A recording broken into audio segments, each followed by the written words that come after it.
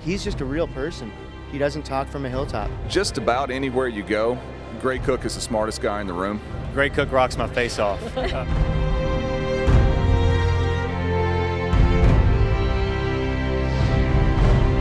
always tell them, check this before you train. All right, comrades, I am standing here with the founder of FMS, Gray Cook. How did you go about discovering it and learning from it and passing it on? What we found out, by actually doing movement screening, we are starting to be able to predict who gets injured and who doesn't get injured. It's got nothing to do with how strong or fast or even flexible you are in many cases. It's how does your body line up and how can you move within your own dimensions. Whether we're working with the military or pro athletes, the movement seems to be a bigger predictor of who gets injured than how strong you are.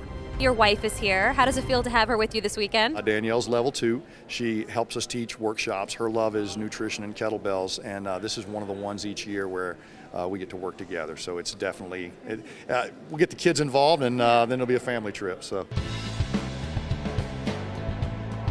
What's the best thing about Gray Cook? You know, he's world famous to a lot of us, and he'll just sit down and have a conversation with you and treat you like a human being, and that's just one of the biggest blessings in RKC in general. Pavel, Brett, they're just a good group of guys that don't talk down to you. They're just real people like us that just want to share their experience. I'm really grateful for that. Tell me about Gray Cook. Tell me about your professional history, your background.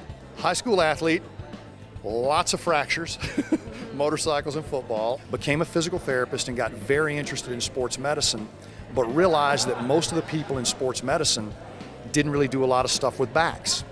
And most of the people who did stuff with backs didn't do a lot of sports medicine. So 10 years before the core is what everybody's talking about, I'm studying the core, not realizing, how central a component that is going to be one day. Gray Cook is amazing. I could sit and listen to him lecture, forever. He's just a wealth of knowledge and information, and he can dumb it down so a guy like me can understand it. He's a pioneer. He went against the grain, and he just developed a system that works. Face me, turn and face me. Gray Cook brought you up in front of everybody for a demo. How did that feel? You did really well. It was hard to balance. I know I have some homework to do once I get home. Now you're RKC, but you're always learning and always growing. That's true. Right. That's a good thing. Tell me about your involvement with the Army. We know they're in high-risk jobs.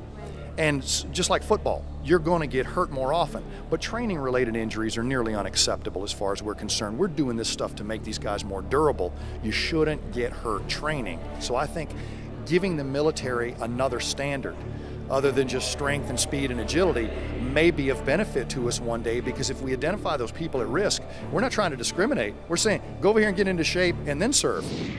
Now I have to ask you, you're the founder of FMS. What is the fun in functional movement? The fun in functional movement is actually seeing walls come down. Physical therapists and chiropractors and athletic trainers and personal trainers and strength coaches and even PE teachers on the same floor, working together to try to do something about this. If we can take movement and standardize how we measure it and put hard data on it, then we can all start speaking the same language across the board between medical professionals, massage therapists, physical therapists, chiropractors, whatever, and all the fitness and personal training community as well. We can all have a conversation then at that point. We're not arguing over details of the language, we're talking about the information. He knows so much, and he has taught everybody here so much about movement, functional movement screen, and we're just going to take this back and we're going to use it with our clients and make them better. The days of tuning out, getting on the treadmill, watching Fox News and just walking till you sweat, you're not even engaged in your activity. Your brain and body don't get together. And if we look at the kettlebells and the martial arts and the yoga, where people are totally engaged in dance and stuff like that, they actually have a rewarding mind-body experience. So most people still look at exercise or they look at diet as something I have to do. And we were built to move. We just got a little lazy, but we can get back.